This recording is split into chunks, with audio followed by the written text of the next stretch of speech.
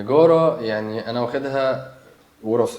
ماشي. يعني الوالد أصلا كان نجار، سنين عمره كلها في النجارة. همرمط ابني ليه وهنزله ليه؟ لا، ما هو يقعد يلعب طول الصيف واشترك له في نادي ويبقى محمد صلاح. طبعا أنا يعني دايما بفتخر بيهم، يعني دايما يقول لي رجالة عمر، يعني لما بنطلع أي تيم بيطلع أي شغل ولا حاجة الناس بتشكر فيهم. انت مستحيل تكون معتمد على الحرفيين فقط. اهلا بيكم في رابع حلقه من بودكاست من صفر الى واحد. النهارده معانا باشمهندس عمرو عصام، يا أهلا بيك. اونر نجاره العصامي. صح كده. مظبوط. مظبوط.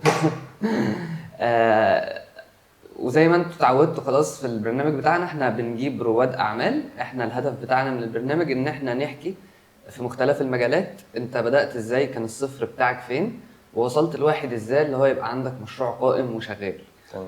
وبنحاول ان احنا بقى يعني ننصح رواد الاعمال، نعرفهم الخطوات والوقعات اللي احنا وقعنا فيها عشان ما يقعوش فيها تاني. فبس كده، احنا مجهزين اول سؤال عامه. على طول كده. على طول. يلا. اول حاجه احنا عايزين نعرف بس الفكره بتاعت الحرفه او النجاره دي بدايتها كانت فين، لان دي حاجه ما بقتش منتشره دلوقتي. بص، النجارة يعني أنا واخدها وراثة. ماشي. يعني الوالد أصلا كان نجار، سنين عمره كلها في النجارة. فأنا بدأت مع النجارة من صغري طبعا، بحكم إنه هو قريب من البيت، فانزل مع بابا اشتغل واحدة واحدة لحد ما، طبعا الكلام ده واحنا أطفال خالص، لحد ما خلاص بقى بقينا شباب شربنا الصنعة كويس، اتعلمنا. وطبعا الأب ما بيبخلش على ابنه بحاجة زي كده، ولو صاحب الورشة راجل كويس برضه بيبقى عايز يعلم كل اللي تحتيه كل اللي هو اتعلمه في النجارة على مدار السنين.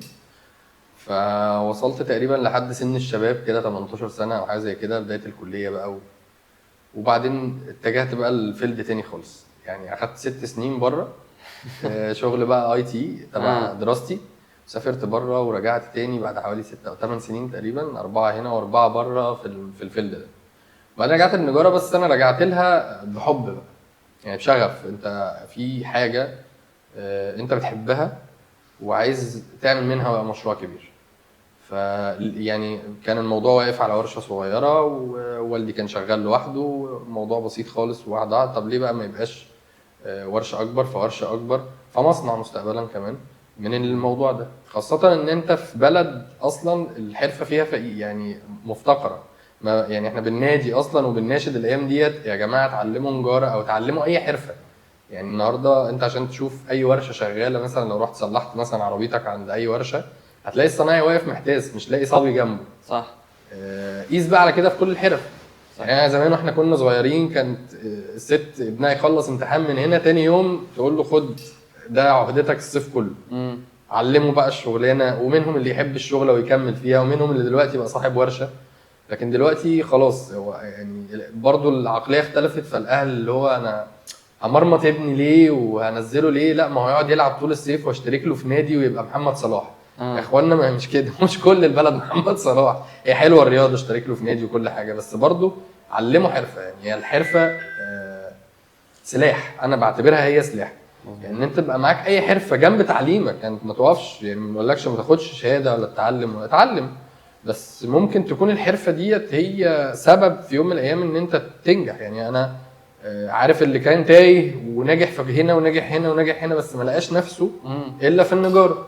فوارد انت تلف اللفه دي كلها في يوم من الايام وترجع تاني للحاجه اللي انت عندك شغف بيها من وانت صغير وتبقى منها حاجه كبيره. مظبوط.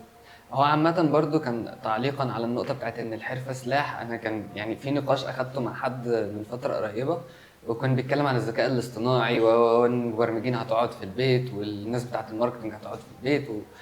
انا كنت بكلمه في ان اي حد بيعرف يعمل حاجة بايده لسه بدري قوي قوي على ان هو يقعد في البيت. هو مش هيحصل، وصعب جدا ان هو مش هيحصل لان يعني فن بالظبط. اصل انت اللي بتكريت بالظبط. يعني انا اللي بكريت. هو مهما دلوقتي مثلا عملوا برامج هي اللي بتكريت او هي اللي بتطلع البرنامج كامل متكامل، لازم الايد البشريه هي اللي بتديله الاستراكشرز دي بالزبط. هو مش بيعملها لوحده. فمهما اتطورت التكنولوجيا بقى ده سلاح انت تستخدمه معاك مش ضدك. مزبوط. يعني الاي اي والحاجات الجديده اللي طالعه ان احنا بنخش حيطه زي ديت نصورها وبنقول له يفرشها لنا وانا اعدل عليه، فانا بستخدمه ليا. يعني هو سلاح معايا مش ضدي. هي التكنولوجيا في كل مجال وكل يوم في جديد، بس مفيش حد بيستغنى عن الايد البشريه. بس هي دورك ان انت يعني توظفها بقى في صالحك بالظبط كده. احكي لنا بقى نجارة العصامي بوضعها الحالي، حجم الشغل قد ايه، الناس اللي شغاله معاك قد ايه، عشان الناس تبقى فاهمه الورشه اللي بدات صغيره وصلت لفين دلوقتي. والله هي قصه انا نفسي لما بقعد افتكرها كده بحمد ربنا عليها. الحمد يعني لله. دايما احنا كنا في الاول خالص خالص، يعني انا ووالدي بس امم. ومكتفيين، والشغل على قد المجهود المبذول او اللي احنا بنعمله وخلاص. فواحده واحده الناس بدات تثق اكتر مع شويه دعايه صغيره، مع معارف بقى انت بتبدا تبنيها.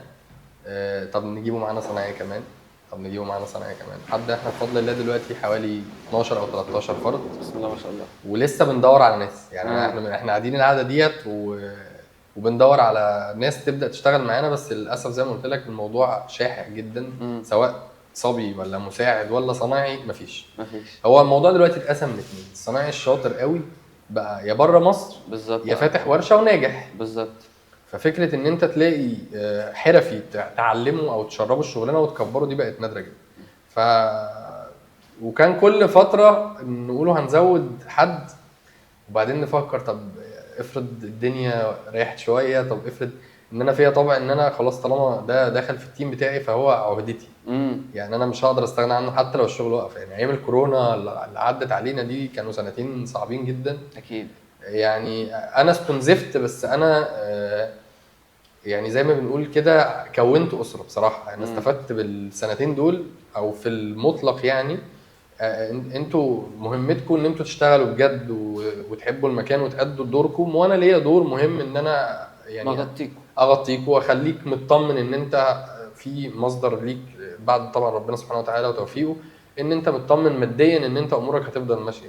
فالمعادله دي بتحقق لك تيم مش مترابط بس ولا عنده ولاء بس، هو خلاص هي اسره. يعني ما فيش حد بيقدر يطلع منها، ولو حصل اي دروب هو اللي هتلاقيه الحد بيجري وراك طبعا يشيلك. طبعا طبعا. انا يعني دايما بفتخر بيهم، يعني دايما يقول لي رجاله عمر. يعني لما بنطلع اي تيم بيطلع اي شغل ولا حاجه، الناس بتشكر فيهم ويقولوا لي الناس دي يعني امسكها بايدك واسنانك. وبالتالي انا يعني مش بعملهم يعني احنا ما عندناش بقى مين صاحب شغل ومين صاحب ورشه ومين شغال عند مين، هو كله شغال في العصام بما فيهم انا. اكيد طبعا. فهم بصراحه عقليتهم مساعداني على كده، ان هم كفء والامانه والحاجات دي كلها متوفره فيهم، بالاضافه وده الاهم يعني ان هم بيحبوا المكان، هم عايزين يخلوا المكان ده اكبر، فاهمني؟ فكل عضو جديد بيخش بيشوف الاستاف كده فبيبقى عايز يبقى احسن طبعا، يندمج بقى ينخرط وسطيهم، فاهم؟ فده فضل من ربنا يعني اكيد طبعا. وهو لو الاساس كان اتبنى غلط او الاساس ما فيهوش كده كان هيبقى مشكله كبيره. وحاجه دايما بتبقى مميزه في الشركات باي حجم ليها التيرن اوفر ريت بتاع العماله. فان انت عندك تيرن اوفر ريت شبه منعدم، صحيح، يبقى انت مستقر جدا وامورك هتمشي. صحيح. ما مشيتش دلوقتي هتمشي بكره. صحيح. فدي حاجه رواد الاعمال اللي هو اول حاجه تبدا ان انت تدور عليها، ازاي التيم بتاعك يبقى المكان ده مكانه. صحيح. والناس ما تمشيش. لازم يحس بدي طبعا. لازم يحس انه ما حسش بديت. هو اصل خلينا نتكلم بلغه المنطق، هو شغال ليه؟ بالظبط. هو شغال عشان يغطي مصاريفه، ده رقم واحد. بالظبط. يلاقي نفسه بقى او يحب المكان او ابن الشركه والكلام والمسميات اللي طالعه دي او الموجوده دلوقتي دي كلها على الورق. لكن الواقع بالنسبه له انا عندي التزامات شهريه، عندي ايجار، عندي جمعيات، عندي طفل بربيه، عندي مصاريف مدرسه. هو الاولويه بالنسبه له الماده. فانت وفرت دي هتقدر تبني عليها بقى اللي جاي ده كله. مظبوط. كمان انا حابب ان احنا نناشد الناس، احنا هنسيب لينك بيدج نجارة العصامي، بحيث ان لو اي حد في اسكندريه ليه ابن عايز يتعلم الحرفه، او هو نفسه بيتفرج علينا حد مراهق او في سن 17 18 سنه وحابب ان هو يتعلم الحرفه، بيتهيألي استاذ عمرو مش هيتاخر ابدا على اي حد طبعا. في حاجه شبه كده. احنا كان عندنا مبادره ومعموله من جهه حكوميه رسميه، يعني في قاعات بشار الخير بتعلم الحرفه. ودي كانت حاجه حلوه جدا جدا من الحكومه في الوقت ده، ان هي حاسه ان موضوع الحرفه ده بيتدنى بيموت في مصر. فنشطت شويه الموضوع دوت بالمدارس اللي هي الثانوي الفني. فكان مثلا جايب عمرو يعلم النجاره، جايب اساتذه افاضل في المهن التانية، في السباكه، في الكهرباء، في الحداده، في الدش. كان يعني مشروع حلو جدا، وكان بيحط المجموعه كامله بتاخد كل الحاجه دي، ويشوف كل واحد مفضل ايه او شاطر في ايه ويخصصه فيها. الكلام ده كان من حوالي 4 أو 5 سنين. فانا لحد دلوقتي معايا في الورشه واحد من المجموعه دي. يعني هو كان جاي ايام ثانوي في الثانوي الفني، كان لا يفقه شيء في اي شيء. النهارده راجل صناعي، ما شاء الله. بياخد شغل كامل عندي يخلصه ويروح يسلمه. يعني راجل صناعي يقدر في النهارده يفتح ورشه لوحده وينجح لوحده. فدي يعني انا دايما بضرب بيه المثل لاي شاب جديد بيبدا معايا. يعني اهو مثال حي اهو. معاك وفي الورشه وقعد 4-5 سنين اجتهد وخلص كليته وخلص تعليمه وخلص جيشه وهو معايا. النهارده راجل صناعي يوميته محترمه، يقدر يفتح بيت وليه مستقبل. يعني أكيد. هو عمل لنفسه مستقبل، هو اتعلم وخلص تعليمه وخد شهادته وخلص جيشه، والنهارده شغال بالحرفه اللي هو اكتسبها صدفه. انا بعتبرها صدفه. يعني هو كان في ثانوي، تعالى في دوره احضرها، راح حضرها، بقت هي مصدر رزقه دلوقتي. فاهمني؟ فيا ريت يا ريت لو في حاجه زي كده تتعمل تاني، او ان الاهالي تبدا تنشط الحته دي تاني. يعني هم كان زمان بيخافوا ان صاحب الشغل يقول لك ده هيشتم الولد وده هيبهدل الولد وده هيضرب الولد. الوضع اختلف عن زمان، وكان الموضوع زمان امان، ان اللي بيربي فعلا كان الشارع. النهارده الموضوع خطر، والاهالي ليهم حق يخافوا، بس اختار نقي. يعني نقي مكان انت بتثق فيه، خليه يجرب، خليه يكتسب اي مهاره ويختلط بالناس ويتعلم ويسمع من ده حكايه ويسمع من ده مشكله ازاي اتحلت. هو هيكتسب المهارات ديت مع الوقت. مظبوط. طيب بما اننا بنتكلم عن الحرفه، ففي سؤال مهم. بحجم الشغل اللي عندك، انت مستحيل تكون معتمد على الحرفيين فقط. بمعنى ايه؟ الصنايعي من غير مكنه تساعده وتخلص معاه الدنيا. فالسؤال هنا، انتوا لسه معتمدين على الحرفه اليدويه اكتر، ولا دلوقتي بقى عندك مكن يساعد كل الناس ده بقى اللي اللي كنا بنتكلم فيه من شويه، ان انت تقدر تستخدم التكنولوجيا لصالحك. يعني هضرب لك مثلا، احنا كنا زمان مثلا عشان نسمر جنب كامل فكنا نسمره مانوال يدوي. النهارده بقى في تكنولوجي اسمه هواء ودباسه الهواء، فتقدر اللي كنت بتعمله انت يدوي في ساعتين هتعمله في 3 دقايق. دباسه هواء، خلاص خلصت الموضوع كله. مظبوط. في مكن كتير، وكل يوم المكن اصلا بيتطور. اللي كان نازل 3 مراحل وصل دلوقتي ل8 مراحل، زي ما كانت الشريط مثلا. المقطع بدل ما كنت بتظبط انت يدوي بقى دلوقتي ديجيتال. الزوايا بدل ما كانت انت بتعملها يدوي النهارده بتعملها برضو ديجيتال بالمكن. فاي حاجه انت يعني تقدر تطور في ورشتك فيها، تخليها مميكنه، هتكسب وقت. ايوه بالظبط، هتكسب وقت وهتطلع منتج افضل. اكيد. بس الحرفه لا غنى عنها. هو ما هو مين اللي بيشغل كل ده؟ الراجل الصنايعي. فالصنايعي عشان يبقى فاهم هي بتعمل ايه ووفرت عليه ايه ويقدر قيمتها ويستخدمها صح، يبقى عملها بايده. الله ينور عليك. فدايما بيقول لك اللي هو شرب المهنه من اساسها، فعارف ان التكنولوجيا ديت هعرف انا بقى هطورها ازاي، هشتغلها ازاي بيها. مظبوط. لكن انا احط النهارده واحد مش فاهم اصلا اصلها ايه على مكنه بتعمل ايه، هياخد وقت اكتر من اللي فاهم اصلا. مظبوط. لكن طبعا مفيش غنى عن المكن، بتكسب وقت. يعني كنا زمان زي ما بحكي لك تعمل جنب زي ده، فكنا بناخد الاوضه في شهر مثلا عشان تعمل اوضه نوم. تلاقي العريس متفق على عفشه مثلا من 6 شهور ولا من سنه. النهارده انت ممكن قبل ما فرحك بشهر تعمل عفشك عادي جدا، مفيش مشكله. فانت كده استغليت التكنولوجيا لصالحك. مظبوط. طيب في سؤال ده عشان تخصصنا احنا بقى. لما بنسأل حد صاحب بيزنس بيبقى فيه دايما فرحة اول عميل. اول عميل دخلك لما انت اول فلوس. بالظبط كده. عشان رواد الاعمال دايما بتخاف، اللي هو انا داخل بيزنس وانا مش عارف مين هيشتري مني الحاجة دي. حد بيعمل ايا يكن بقى. اول عميل لنجارة العصامي جالك ازاي لما انت بقى دخلت البيزنس تاني بعيدا عن والدك؟ بص، هو انا كنت كعمر يعني واخد قرار ان انا اجيب مصاريفي لمده 5 سنين. تمام. ده كان هدف كده بالنسبه لي. انا مش عايز اكسب لمده 5 سنين. 5 سنين دول انا اللي بكسبه مصاريفي ومصاريف الناس اللي معايا وتطوير الورشه. فكنت ببقى، ولحد دلوقتي بفضل الله القاعده دي انا ماشي بيها، لان هي عجبتني ووصلتني لمستوى كويس. انا بدي السعر كويس مناسب، ما فيهوش خضه بقى انت داخل تشتري. لا سعر معقول جدا لدرجه ان انت تنافسي. فانا استفدت في ال5 سنين دولت ان انا طورت الورشه وجبت المكن اللي انا عايزه وخدت الاماكن الحمد لله بفضل الله اللي احنا عايزينها. وفي نفس الوقت عملت قاعده عملاء في ال5 سنين دولت محترمه، ان احنا شغلتنا معتمده على المعارف. يعني انا عملت النور مثلا اوضه فعجبته، فدخل له واحد ضيف او صاحبه او قريبه وعايز يعمل اوضه، ما تعرفش نجار، اعرف فلان. فبقى عندي دلوقتي 2 بيعملوا لي انا دعايه وانا قاعد. مظبوط. الاثنين دولت ليهم معارف، هي الدايره بتبدا توسع كده. مظبوط. عارف العيله الفلانيه وعارف العيله الفلانيه وعارف العيله الفلانيه. فاول زبون جالي، السؤال بقى بتاعك يعني، كان يعتبر جار يعني، جارنا. بالظبط. وعايز يعمل عفش لابنه وكده، وللمصادفه هو يعني كان نازل في الوقت اللي انا بجمع فيه دولاب، كنت لوحدي شغال بالليل في السهره وبجمع فيه الدولاب، فبص عليا الشغل ده، لا ما شاء الله الشغل حلو ومش عارف ايه، طب انا لو عايز اعمل عفش. فدي كانت بالنسبه لي اول اتفاق واول فرحه واول خوف على الشغل بقى، انت عايز تعمله ما فيهوش غلطه يعني طبعا. زي ما بيقول. فربنا وفقنا فيه وكانت بدايه نجاح من وقتها. ويعني العميل ده اخصه بالذكر ان انا تقريبا برضو في الوقت الحالي دوت احنا بنعمل له حاجه لاخته تتجوز برضو. هو الدرس المهم هنا ان احنا دايما بنقول لرواد الاعمال وهم بيبداوا، علشان كتير بيجي لي السؤال ده من ناس لسه بتبدا بيزنس، وانا بقول لهم وانت لسه بتبدا بيزنس ما تروحش لشركه تسويق اول حاجه. ليه؟ اولا مصروف كبير، ثانيا لو انت مالكش خبره في بيزنس قبل كده مش هتبقى عارف ايه دور شركه التسويق معاك، هتبقى متوقع ان هو بيحل لك كل مشاكل البيزنس. لا وفي نقطه اهم كمان، الخضه. طبعا. يعني انت دلوقتي متعود، هضرب لك مثلا، عندنا مثلا ان انا طاقه الورشه ديت على مدار الشهر مثلا 3 غرف.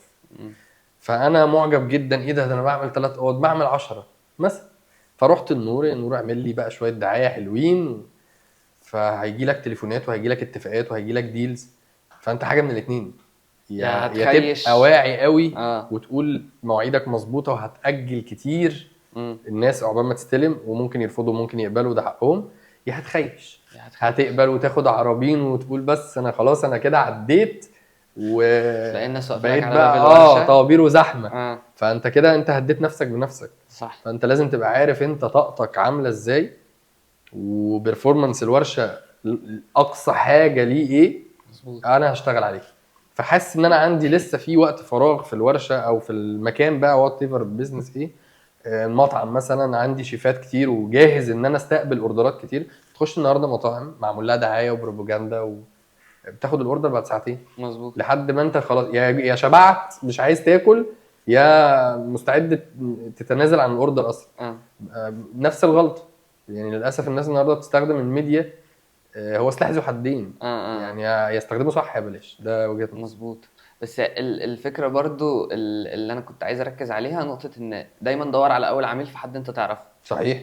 يعني شوف حد من اصحابك، حد من جيرانك، حد من قرايبك، حد تعرفه كان زميل ليك في شغل، ابعت لكل الناس اللي انت مسجل ارقامها على الموبايل ان انت عملت الحاجه الفلانيه. صح. هتدخل لك اول قرشين دور بيهم الدنيا وبعد كده تكتسب ثقه. هي بس الفكره ان انت بتكتسب ثقه. يعني دايما لما يقول لك هجرب في فلان الاول، بالظبط، يعني دايما جرب فينا الاول.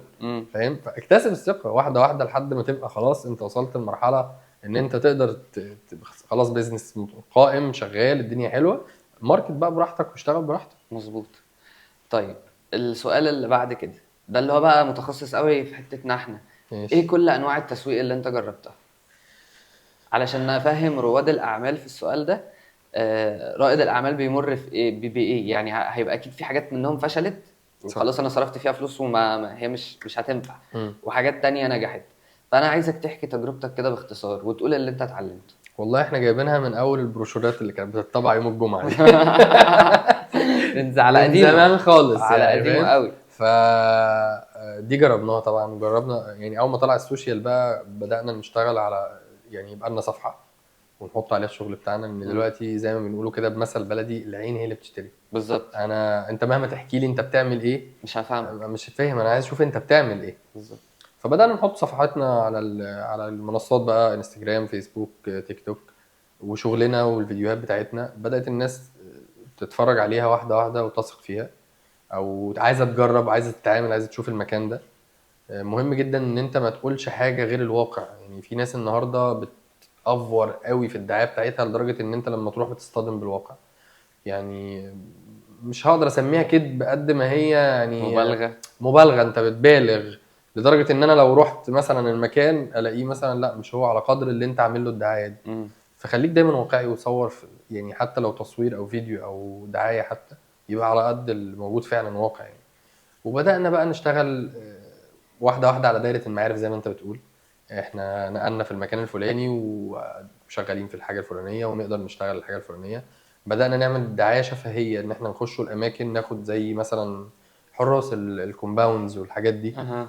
يا جماعه احنا عندنا ورشه وبنقدر نصين الحاجه نقدر نصنع الحاجه. لحد النهارده المردود ده موجود. يعني هي انت بتفكر انت عايز تجيب العميل من مصدره. اه فاهم؟ ما كانش لسه وكمان السوشيال انتشر قوي.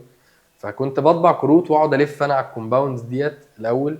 اسيب الكارت مع الحارس مثلا واقول له خلي بالك لو حد اتقفل عليه الباب مثلا واحتاج نجار طارئ احنا موجودين.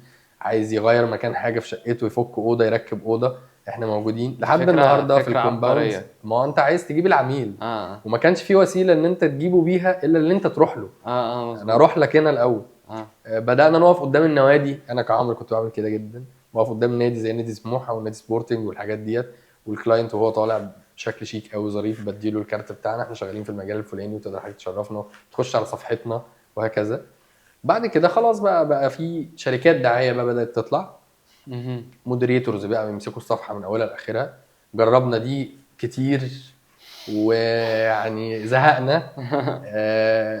في ناس واخده الموضوع على انه بيزنس بس. اها. انا هاخد منك كام وهعمل لك ايه. ف مقاولة. مقاولة. مفيش روح مفيش فكر مفيش عارف الحمية بتاعت الشغل دي اللي انت خايف على شغلك وعايز تنجحه. اصل ده نموذج بالنسبة لك. انا مش هبالغ فيك والله انا بتكلم بجد يعني. ده لو نجح انا هعرف اضرب بيه المثل. انا بالظبط. على فكرة انا ماسك صفحة فلان مظبوط. او شغال مع فلان ماركتنج. بالظبط. فاهمني؟ فده نجاح ليك قبل ما يكون نجاح ليا. اكيد طبعا. واصل لك؟ فاحنا بدأنا زي ما قلت لك من ايام بقى البروشورات الكروت بتاعت يوم والحاجات الجمعه اللي كانت بتوزع بعد الصلاه دي. مظبوط. بس ده هو عجبتني قوي نقطة ان اول بدايتك اللي هي بنسموه كولد اوت ريتش، ان انت بدأت بحاجة انت تقدر ان انت تقيس مردودها. صحيح. فدي حاجة عجبتني. وناس كتير ما بتفكرش في ان هي يعني ممكن انها في الاول مثلا ترفع سماعات التليفون. انا لما بدأت عندي انا هعمل ماركتنج انا رفعت سماعات التليفون اتصلت بكل جيمات اسكندرية كويس. واديتهم كلهم نفس العرض. حلو. لحد ما واحد قال لي يلا بينا نشتغل مع بعض. كويس. فالناس ما بتاخدش بالها واللي هو لا انا لما هبدا لازم نبدا كبير لازم ابدا بامكانيات رهيبه لازم الاضاءه والكاميرا واللي كل الكلام ده كلام مش مظبوط. صحيح. ومش هينجحك. هو يعني بص هو في مثل بيتقال انا مقتنع بيه ومش مقتنع بيه في نفس الوقت. من يولد كبيرا يبقى كبيرا دي بتبقى في الشركات الكبيره. يعني انا عشان اسس شركه في بورصه مثلا مش هخش بسهمين ثلاثه ولا اخش اكيد طبعا. فدي بتتقاس على الحاجات الكبيره اللي زي كده. لكن مصر يعني زي ما بنقولوا بالبلدي كده كلها فلوس وكلها فرص عمل بجد مش هزار ومش بنبالغ. ونماذج النجاح كتير ونماذج الناس اللي بدأت من الصفر النهارده وتشوف حاجات على النت مثلا او لو انت بتتصفح كده حد انت تعرفه مثلا من 3 سنين تتفاجئ بيه في مكانه تانية وفي كارير. طب ده من ايه؟ ما هو مش صدفه. اجتهد وشقى ويعني آمن بالحلم بتاعه. اكيد. وسعى فيه بجد لحد ما وصل. فيبقى خد بقى دي قاعده في ناس بتوصل في البلد اهوت. البلد ما فيهاش مشكله يا اخوان. هي بس عايزه اجتهاد وعايزه صبر وعايزه مثابره وعايزه يعني تحمل. السوق المصري فيه بجد دروبات كتير حصلت زي مثلا التعويمات اللي حصلت والكورونا اللي حصلت. فانت يعني عايزه بس منك ان انت تكون مآمن بحلمك. بالظبط.